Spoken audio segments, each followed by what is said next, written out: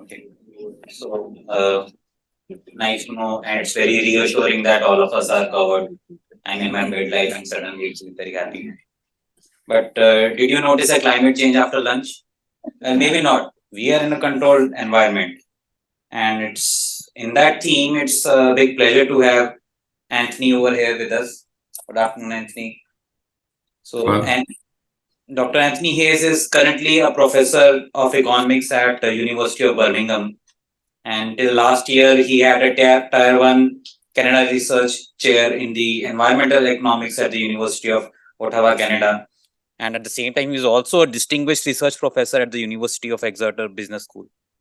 So, needless to say, he has a wide experience of research, whether it's training, whether it's advisory work in all kinds of environmental impacts. And he has degrees from University of Cambridge and McGill University. And we are waiting for you to show us the light on how climate change should be taken as. Let me just get this going. I'm actually going to talk about air pollution. I also work on climate change, but they're going to be quite related, as you'll see. But most of this talk, I'm going to be talking about actually air pollution. So I'd say thank you very much for having me. And the first thing I'll say is that the kind of character of this talk is going to be pretty different to the last one. It's going to be more academic. I spent much of the last sort of 10, 12 years of my life studying the effect of air pollution on human beings.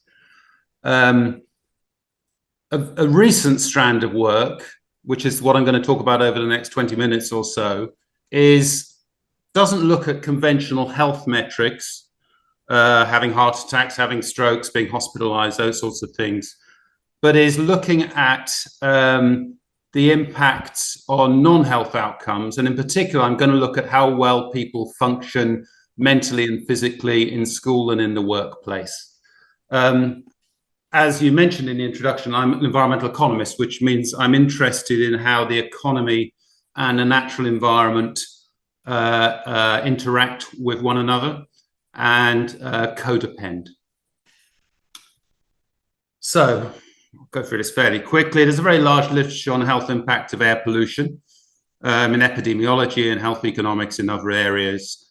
I'm going to talk about this nascent area that I'm involved in, which is looking at impacts not on health metrics, so on things like I've studied over the last 3 or 4 years, effects on violent behavior, workplace productivity, and these sorts of things. I'm going to give an overview of 3 or 4 of those papers or projects today. And the emphasis is going to be on kind of non-standard, non-health outcomes, but also on causal inference, because much of this literature on environment and health uncovers associations or correlations, but is a bit light on causal inference, on teasing out the part of any correlation or association which is actually causal in character. So I'm going to start by thinking about the brain and how the brain functions when exposed to different air qualities. And the first study I'm going to talk about, all of these papers are published or almost published, and they're all available on my website should anybody be interested, and I hope that a subset of you might be. So I have several papers, several projects with different collaborators who are interested in how the air that you're sitting in contemporaneously affects how well your brain functions. Now, that might be interesting in itself, but it's also going to be interesting in thinking about how the environment, say in a city or in a country, affects the productivity of workers in cognitively taxing professions. So the first case study I'm going to look at is undergraduates taking exams. And the university I was at before, University of Ottawa, allowed us to see all undergraduate exams taken over a 9-year period. So we have the universe of exams taken by 89,000 students, and that's 1.8 million in total. And we're going to study how performance by a given student under given air quality conditions, how it varies with air quality conditions. This is a great setting for us. It's high stakes. In other words, the subjects in our quasi-experiment here, they're trying to do well. They're trying to use their brains well. There's random assignment of students to treatments. So, you know, the exam manager sits down in 6 months before and says, right, that student's going to be on that room and that date taking Anthony's economics exam. So there's no issue of people selecting in and out of treatment according to their characteristics, which would be a problem for inference and not always carefully enough thought about. And we can also do what I would call within student estimates, within subject estimates, because we have repeated observation of the same people under different conditions. So as you can see from the numbers above there, roughly speaking, we see each of our subjects about 20 times, sometimes in polluted conditions, sometimes in unpolluted conditions, sometimes under a medium level of pollution. So we can look at how that exogenous variation in air quality on day of exam affects how well they do. And because we've got so much data, we can control very precisely for all of the confounders that might concern you. In terms of methodology, I won't dwell here. We use fixed effects panel methods, which are kind of standard in, many of you will know what goes on in epidemiology. Those methods are really not very good for teasing out causal relationships. They give correlations, which tend to be not that interesting. In this paper, we supplement that using something called instrumental variables, two-stage least squares, to tease out the part of our correlations that are causal in character. I won't dwell on that. I'll give you a summary slide here. These are causal effects, not correlations. And again, you can see performance on, we take along the bottom is the PM 2.5 level, particulate matter in the air on the day of the final exam. And up the side is how well the student does in the final exam. And roughly speaking, you can see a downward sloping line here. You don't need to worry too much about whether you're looking at the red squares or the blue dots. But roughly speaking, this is telling us that if you worsen air quality exogenously on a given day, then cognitive function of these people we're studying, these 90,000 students, declines. The numbers on the left are not going to be all that easy to interpret, but I can tell you that these effects are quite large. So if you are functioning, if you move yourself from sort of the left-hand side of this diagram to the right-hand side, you could be taking 3 or 4% off an exam score, which in our data set takes you from roughly the 75th percentile to the median of the class. For those of you who don't follow particulate matter pollution in the places where you can sit, I checked just before I came on, if you're sitting in Hyderabad right now, the number you're sitting in is 21. I'm sitting in Birmingham at the moment, and the number I'm sitting in is 7. So again, that variation of 10, other things equal, would be having, insofar as you believe our results, would be decreasing your cognitive function by a couple of percent. We have a bunch of secondary results in this paper. We are really interested in looking at adaptation, so not just the effect per se, but what you can do about it. And the two aspects we're interested in this paper are whether being in a good quality building helps. And this table, I won't go into individual numbers here, but broadly speaking, being in a good quality building here offsets between 1/2 and 2/3 of that effect. And a good building here is going to be defined as one that is LEED accredited. Also, interestingly, moving to an upper floor can remove around 1/2 the effect. Remember, our students are randomly assigned. They don't choose where they sit. They're sent to a particular exam room, sometimes upstairs, sometimes downstairs by the exam office. And PM 2.5, as you know, tends to sit near the ground. So this pollution tends to sit near the ground because it's got mass to it. And an action as simply as moving up to the first floor or above can offset, you know, around 1/2 of this effect. So this provides potentially a very kind of natural, low-tech way of thinking about how people, not just students, but how people using their brain in high pollution settings can protect themselves against a big part of these effects, because there is a pollution gradient. If you go up the outer skin of a building and at each window lean out and measure the pollution levels, it goes down quite quickly as you go up. And this is capturing that kind of protective effect of going upstairs. So you might say, well, that doesn't matter per se. These are students taking exams. Our interest really, I'm an environmental economist. I'm interested in how economies organizations, firms function in the environment in which they sit. So, okay, well, those are students taking exams, and we may or may not care if they all get 2% lower scores. But really, I would see that as a parable for mental function. And of course, mental function underpins both individual economic success, but also economic success at the firm level, at the city level, at the national level. So if you say, okay, we sit in a city and that city has extra pollution in it, and that extra pollution is reducing the mental function of everybody in a high-skilled, white-collar, cognitively challenging type job by, say, 2, 3, 4%, that is a huge economic drag. And the economic implications of that very much outweigh, by many multiples, will outweigh the health impacts that we traditionally measure. People having heart attacks, people going to hospital, and so on. And that's a strand that I and people involved in this sort of quite recent line of work are really interested in understanding.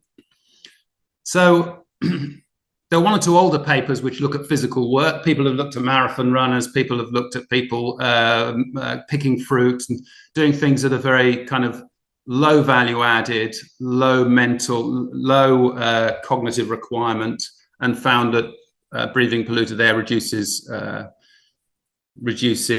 productivity, which doesn't surprise us. It reduces lung function, has all those sorts of effects. We're interested in whether it's also going to be affecting mental dexterity.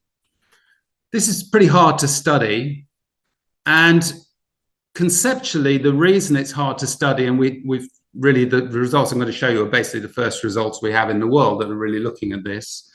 The reason it's hard to study is because it's very hard to find somebody doing a high-skilled, quality-oriented job where you can actually measure how well they're doing the job. If somebody were to sit with a clipboard in the corner of my office every day, they wouldn't, at the end of the day, be able to write down how well Anthony did his job. How well did he teach his students? How well did he write his paper? How well did he answer questions today? You wouldn't be able to do that. And you wouldn't be able to do it for an architect or a lawyer or many other of the high-skilled jobs that we have in mind here. So it's hard to find a set, because we're not moving bags of potatoes where you just say, well, he moved 10 bags today and he moved 11 bags yesterday. That's not the nature of the work that we're studying. It's not the nature of the work that matters for the economic success of the individual or the country. So I'm going to show you a couple of, you have to be a bit more creative in what set of professionals you study. And I'm going to give you a couple. We've worked on several over the last few years, and I'm going to give you a couple of examples where we can. So before I carry on, I'm going to talk to you about baseball. And for those of you who don't know about baseball, this is an old-fashioned looking baseball batter. And the pitcher pitches the ball. And the umpire behind the plate, his main job, and they are all male, his main job is to arbitrate or decide whether the pitch went through that invisible notional strike zone defined between the midpoint of the torso and the knee, and then by the width of the home plate. That's what the umpire has to do. If you've ever called a game at mini ball or one of your children's games, it's a very difficult thing to do. It requires a lot of concentration, sustained conversation over the whole game. It's a difficult thing to do. So we're going to study, and this is, I should say, with various collaborators in Maryland and Berkeley, and this version you're going to see was published in 2019. So those umpires, Major League Baseball umpires, they're very highly skilled, they're very well paid. With bonuses, a number of them make $1 million a year. They're sat down if they don't do their job very well, and doing their job well basically means not making too many mistakes in adjudicating balls and strikes. That's what's called calling the game. This is a great setting for us because unlike the lawyer or the academic or these other jobs where it's very hard to see at any given moment or on any given day how they're doing their job, with these guys, I can see very precisely how well they're doing their job at any given time and how well they've done their job at the end of any given workday. How can I do that? Well, but since 2008 in Major League Baseball, they installed cameras at every major MLB stadium, a battery of 32 cameras called a technology called PitchFX. And the guy we're studying here, the worker we're studying in this workplace here is the guy in black there. He's a home base umpire. And his job, basically, you can see the picture is throwing. He's got to decide whether it goes through that strike zone. And he doesn't have technology, not yet. You don't have DRS. You don't have the whole ball tracking thing that you have in cricket. But people watching TV do because of this pitch FX technology. So if you ever watch a game or have watched a game, this bottom right-hand side here, you can see where the pitch is. This technology tells you to within some fraction of a millimeter where the ball actually went. And so you can see how well the umpire did his job. So we have a great metric for how well umpires do their job. Again, there's random assignment. Randomness is essential for any experiment, as you know from clinical controlled trials. These are natural experiments. Economists tend to use natural experiments where you look for phenomena in nature that are tossing the coin that in a laboratory setting, the experimenter, him or herself, would toss. You're looking for natural situations that create that, and we call those quasi-experiments. There's also 30 teams in Major League Baseball. Each plays lots of games every year, basically every day from April through September. And in each of those, the umpire has to make about 100 decisions. So we're able to estimate the things that we are, the results I'm going to show you here, on well over 1 million data points. So we can allow for a lot of confounders, a lot of things that we might think are confounding our results. And again, the numbers are going to be hard to interpret here, effect sizes, but broadly speaking, PM2.5, particulate matter on the right-hand side, and on the left-hand panel is carbon monoxide. Carbon monoxide, an invisible gas that we believe affects brain function quite, is understood, the mechanism through which that can affect brain function. And you can see, broadly speaking, we have downward sloping, both when we do, these are non-parametric estimates, flexible estimates, and you can see, broadly speaking, things go downwards. So the productivity, the performance of these employees is decreasing in the air pollution that they are exposed to at game time.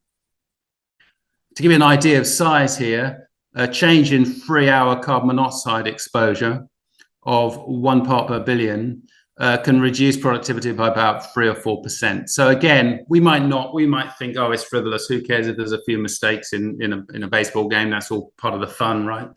But what we're using this as a parable and saying, well, what if this also applied to surgeons and lawyers and accountants and all those other people doing cognitively challenging work across a modern flourishing economy? What would the implied impacts on economic performance be from, say, living in a dirty city, living in a clean city? Because that's going to allow us to answer questions like, if we take a city with dirty air and we improve its air quality by 10%, 50%, whatever the number be, what could the economic benefits be in terms of improved productivity? So that's Major League Baseball umpires. Let me take you through one other group. A lot of modern high-value work is communication intensive. Think of teachers, think of lawyers, think of academics, think of all those sorts of things. So how does communication, how is communication impacted by contemporaneous exposure to polluted air? Well, to study that, we're going to look at the universe of all of the 120,000 speeches made by Canadian MPs in Parliament between 2006 and 2011. And then we are going to score those on the basis of a whole bunch of established speech quality metrics. How well, how good, how clear is the communication? Linguists have a whole bunch of techniques for analyzing speech and telling you about its quality. The one many of you may have heard of is Flesch-Kincaid. If you have a kid goes to school in North America, then each year they do a Flesch-Kincaid test, and it gives you your speaking age, amongst other things. So, you might get hauled in when your kid is finishing grade 9, and the head teacher might say, oh, your kid's only speaking as if they're in grade 7.6, and therefore we need to work on speech. We're not applying this to children, we're applying this to MPs.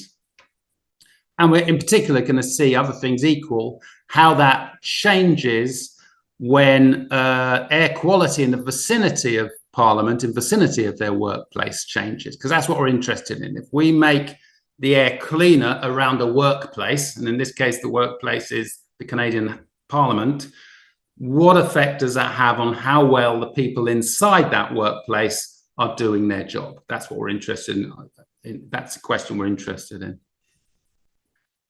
And again, I won't give you a lot of numbers here, but you can see this is basically a kernel plot with some basic controls. If we put PM2.5 along the bottom, the Flesch-Kincaid grade level index, and this is why it's important to look for nonlinear impacts, not to run not to do linear estimation. Roughly speaking, you can see here that things are flat until you get to about 15 micrograms per cubic meter.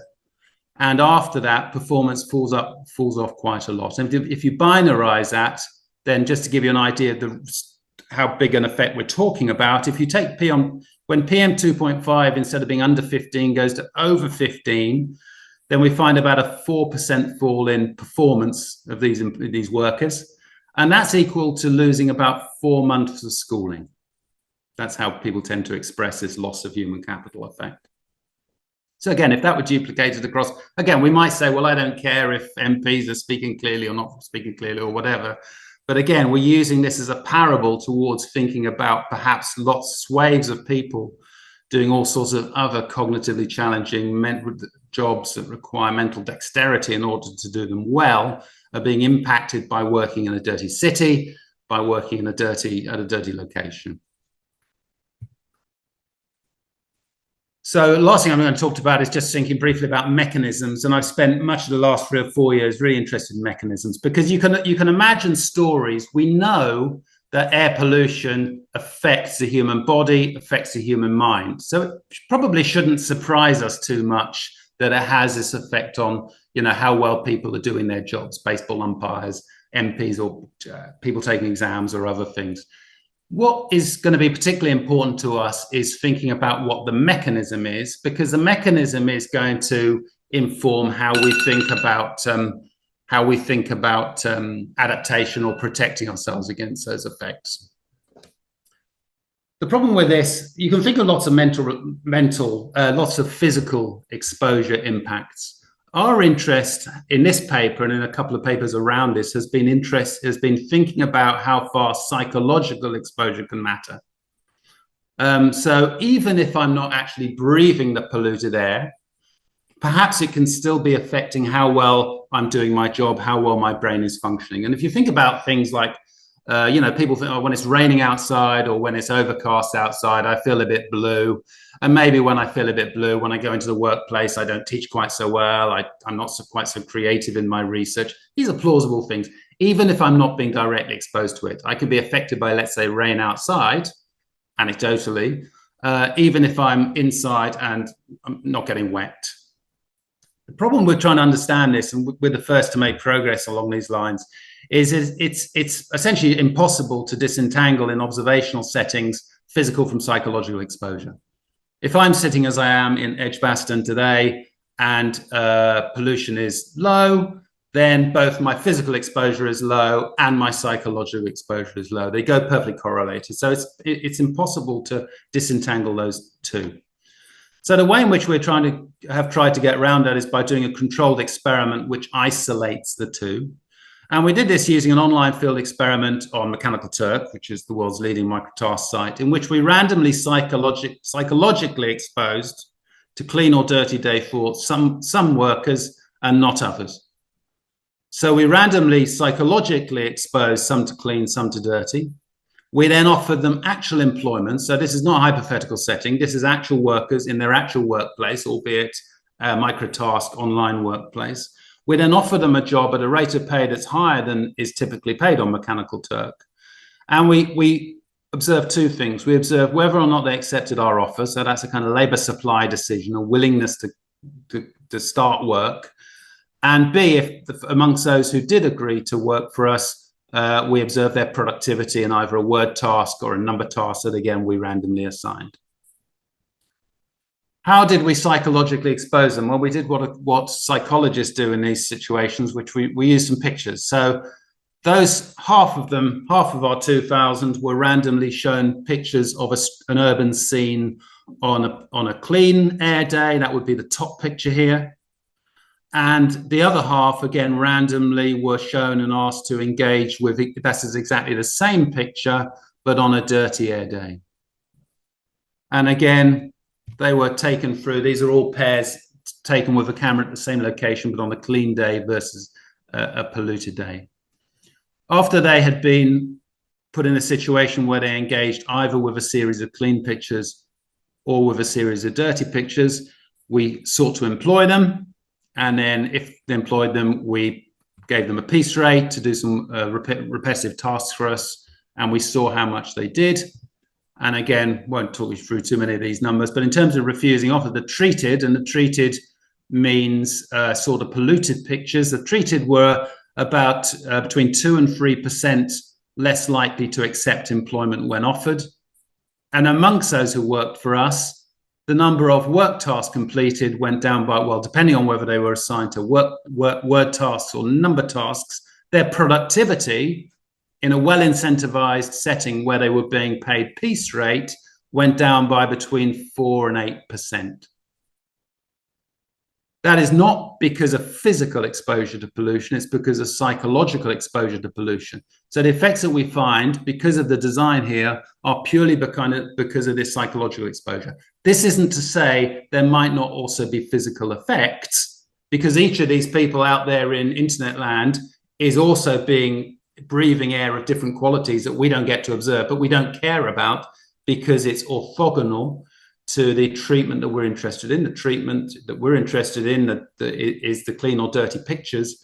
And so the effect that we can see here, we can say is definitely down to psychological exposure. If there are additionally effects due to physical exposure, which plausibly, of course, there are, then those would be additional to these. So last slide, because I'm past time, aren't I? This is a very new line of work. There's a few of us working on these sorts of things. Thinking about how exposure to polluted air of the sort that is common in all the Indian cities, in Tehran, in Manila, in Mexico, in Bogota, people are breathing very dirty air. How is that affecting not just the traditional health metrics, but affecting the other things that will likely be affected by decrements to performance of the human body and the human mind? What we're finding is across a whole range of these kind of outcome variables that we're studying across in all sorts of settings across the world are that these decrements are quite important in size. It's really important both in this type of work and in epidemiology, frankly, to try to think about using research designs that allow for causal inference rather than just uncovering correlations or associations, which are much less interesting. And yeah, if you're interested, stuff's on my website, and that's my email. And that's all I'm going to say.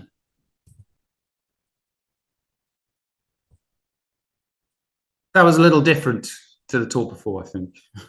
Many thanks, Anthony. So before we go to Dr. Raja and the audience for the question, I have 3 points to thank you on. Firstly, you have explained why my PT teachers thought that I was not playing well in the school while I was playing well. Secondly, why I did not do well in my school exams. Thirdly, if we tell the MPs that the environmental pollution is affecting their work, they're more likely to work for us. And lastly, why and how you gave such a fantastic talk, because you had pollution less than around 14 p.m. less than what it is over here. So I think we'll go to Dr. Raja's question now. Thank you. Yeah, wonderful presentation. Actually highlights the importance of pollution. Before we open to the audience, I have one question. Have you looked at, let's say, a long-term effect of pollution? While I believe the data, what you have shown is a single point capture and an immediate effect. Have you looked at the limits of the performance? I'm assuming it's not going to be a straight line or linear equation. Let's say if there is a 3-month pollution of a very high level, and the rest of the 9 months is a low level, versus 6 months and 6 months. So what do you think might be the implications of long-term pollution on productivity? Well, I think that's a great question, and that's kind of a lot of people thinking about that at the moment, because in a way that the results I've shown you today are acute exposure, as you say. And the reason these are the easiest to study is because we require randomization. The techniques we're using are based on quasi-experiments. So we must get rid of selection effects. So, you know, the students we see taking exams, they are sent by the exams office to do their exam on date X or date Y. They're told, you know, right, on December the 2nd, you're going to take your economics exam and you're going to take it in that exam room. They have no choice over where they go. So what that is, the effect that's having is that it's, now when they show up to the exam, it might be a polluted day or not a polluted day. So you get that random variation in treatment. So that is a context, a setting where you are mimicking the controlled trial that you'd like to run. Because the controlled trial I would love to run is have 89,000 students and then have a big tap and randomly drop some pollution on some and not drop pollution on the others and then see how they perform. That's the experiment I would like to run. Now, I can't do that, but these types of quasi-experimental designs are allowing me to do that. And all of the things I've talked to you about today have that effect. And that is why the fact that allows us to conclude that the effects that I'm showing you and that this literature is showing you are causal in character, not merely correlations, which are, as I say, much less interesting. Now, that's a long preamble to answering your question. The answer to your question about longer term impact is that is a much more challenging research question, because of course, when you have longer run, selection effects become much more important. So the type of people who choose to live in a clean city versus a dirty city, or who live in the dirty neighborhood, you know, the children who go to school in a dirty neighborhood of London are likely to be socioeconomically very different to the children who go to a school in a clean neighborhood in London. And so that's going to be a problem for us because, you know, as a correlation, I can tell you in every city in the world that the children in the dirty air neighborhoods do worse academically than the children in the clean air neighborhoods. I can tell you that without studying that. That's obvious.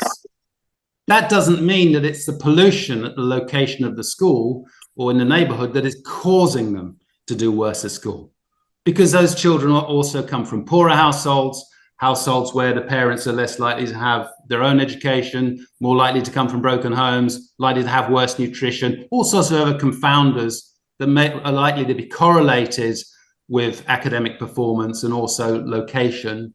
Now, people will say, oh, yes, well, you can try and control for those. So let's collect data on household income. Let's collect data on the level of education of the parents and throw those in as controls. Potentially, that is kind of a quick, you know, now if you can get that data, which of course in many settings that data is very difficult to get.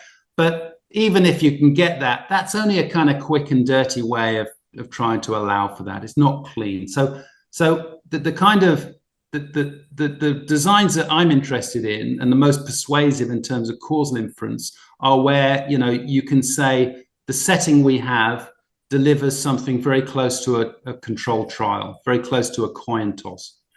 And the longer run, that's very difficult, because in the long run, where we live, how we live our lives is not a random thing. Whereas the pollution I'm exposed to, if I'm a Major League Baseball umpire and I'm told next August the 12th, you're umpiring a game in San Diego, how polluted the air is in San Diego, August the 12th next year, that has a lot of random element to it. It's a draw from whatever the distribution is in San Diego at that time of year. So that gives us that randomization. Whereas if you allow people to select, then you get correlations. But again, as I said with my example with children in dirty neighborhoods, those correlations, they don't mean that there's any kind of causal thing going on there. And it's a causal thing. As an economist, I'm interested in forming policy. And policy is basically about playing with X to generate changes in Y. And changing this, you know, changing the tax on sugary drinks to try to change levels of child obesity. I'm not interested in associations between these things. I'm interested in knowing that there's a causal impact from my policy instrument through to the outcome variable I'm interested in. So that's a long way of answering that. It's really the reason we don't have many studies of the sort you're saying is that it's difficult not to find contexts where people don't select into treatment. Some people have studied. I have a colleague at Cornell who studies prisoners. Now, again, if you're a prisoner, you don't get to choose where you live. You're sent to a prison in ways that you don't get to choose. And it's not, well, I'm asthmatic, so I go to a clean place, which, in real life, you do that. If I have an asthmatic kid, I'm going to live in a suburb, not in a city centre. Whereas if I'm a prisoner, I don't get that discretion. I'm sent to a prison and I stay there 5 years. So again, by studying, there are certain groups who don't have a lot of discretion over where they live. And there's some countries where people don't have a lot of discretion over where they live. So again, you can try to study in those settings. But I mean, I think the answer to the first part of your question is I'm sure these effects are going to be are going to be large. B, they're much harder to study. I mean, I can advertise a couple of pieces of my own work. One I'm working on actually this week on a revision too is we're studying Tehran, and we're studying children going to schools, how those schools are with respect to being close or far from major roads. Now, of course, rich people send their kids to schools further away from major roads and so on. But the treatment we're interested in is where Obama placed in 2011 sanctions on petrol to Iran, because that suddenly made the Iran sanctions by the US suddenly made these pollution sources, the pollution sources in Tehran, 80% of air pollution in Tehran comes from mobile sources, which is to say vehicles. So these roads suddenly in 2011 became much more polluted.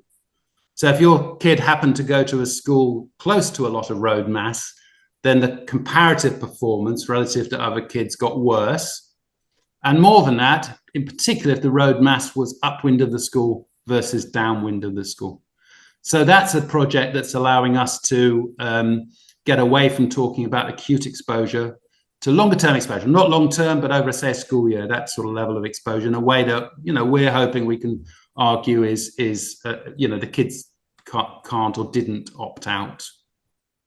Yeah, thank you so much, Dr. Issa. If I may ask a brief question, which may have a brief answer probably, it's I'm very intrigued by the experiment on the thought of pollution, showing a picture of a polluted place having an impact. Were you able to look at how long that effect lasted? Was it 24 hours, 8 hours, 48 hours? Because we feel that the pathophysiology or the biological plausibility of a thought is different from the actual pollution. So it's just curious to know, how long would that last? We haven't, but again, it's a really important question. I mean, we just study them in the immediate aftermath, and we employ them for half an hour, and maybe it goes away. So we haven't done that, and maybe it wears off quickly. A couple of other comments on that. One would be, and we haven't done this, but we're thinking about doing this, maybe people who are used to pollution, and it's sort of part of the same thing, slightly part of the same thing. Maybe if you're somebody who is used to pollution, then it has less effect on you. And, I have a colleague at National University of Singapore who's studying tennis players, and the tennis players in China who are used to training, in terms of physical exposure, are used to training in more polluted circumstances. When there's a particular spike in pollution at a tour event that they're playing in, the metrics that measure how well they're playing the game, how the velocity of their serve and all these sorts of things, is less damaged than people who normally train in less polluted circumstances. So we haven't done that, but it's certainly interesting. And it's interesting to us, again, because one of the reactions, particularly in North America, to Houston, we have a lot of pollution in Houston. I've spent time in Houston over the years, a lot of air pollution. And some people would say, well, we could clean up the air outside, but that's really expensive. And we don't really need it because, individual firms all have air quality, air filtration in their buildings. So that is the implicit assumption there is, okay, it's polluted outside, but if I come into a bubble and protect myself against breathing the physical exposure to that pollution, that solves the problem. A bit like, it's hot outside, but I go inside and I have a climate control, so that's fine, the effect goes away. And, this piece of research I've shown you, and we've done some stuff on extreme temperatures as well, actually, saying that actually, even if you're immediately directly protected from it, it can still have effects on you, which potentially is a bit of a mystery. But these sort of psychological channels, and in a way, we've presented our paper all around, a whole bunch of different fora, and people are really surprised. I'm not sure why we're surprised. If it's rainy outside, or if it's kind of dark outside, we sort of say, oh, you feel a bit blue, I feel a bit down, a bit depressed, I don't feel like going to work. If I do get to work, maybe I'm not going to be as motivated. The world's a great place. And so, it's not obvious that this shouldn't be affecting us. It's what I would say. So I think our prior is not necessarily that it shouldn't be psychological effects. This is, I think, the first piece of research that establishes in a sort of controlled large data setting that there is. But we're going to repeat it, and we're going to think about time horizons, as you suggest. Thanks, Anthony. I think we'll go for audience questions. Are there any questions? Yes, please. Yeah, so while he's indexing. Anthony, can you hear us? I can hear somebody speaking, but not all that clearly. But yes, I think so.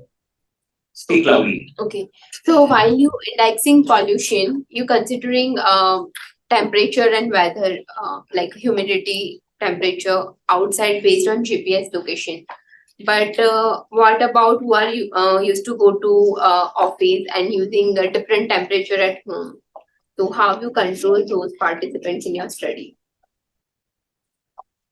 So, I mean, that's a great question. And, you know, our overall thesis is that the grand one-sentence description of my life of work is how does human performance depend upon the environment in which we sit? Now, the environment in which we sit, there's both pollution in it and also, as you say, there's temperatures, all the climatic, and there's other circumstances. Now, in all of this, we make strenuous efforts to control for weather conditions in different ways. But in many of these studies, for instance, that last study there, the weather conditions don't actually matter, which isn't to say that performance isn't sensitive to, say, temperature, but it's that the design is meaning that our treatment is orthogonal or uncorrelated with temperature. And so whatever the temperature effects are, they're not confounding or they're not messing up our estimates. So that's a different thing. It's not to say that the effects you're suggesting are not important. It's to say that we can't speak to them, but we can say that they're not confounding our results. So our results, we're not falsely claiming results that are actually about temperature effects. But I'm sure those effects are large. And actually, I have a whole bunch of other work that looks at extreme weather effects too. Thank you. But yeah, no, it's an important question. Yeah. Thanks, Anthony. So the bell told, and I think we'll go to the next session. Thank you so much, Dr. Thank you very much. Thank you.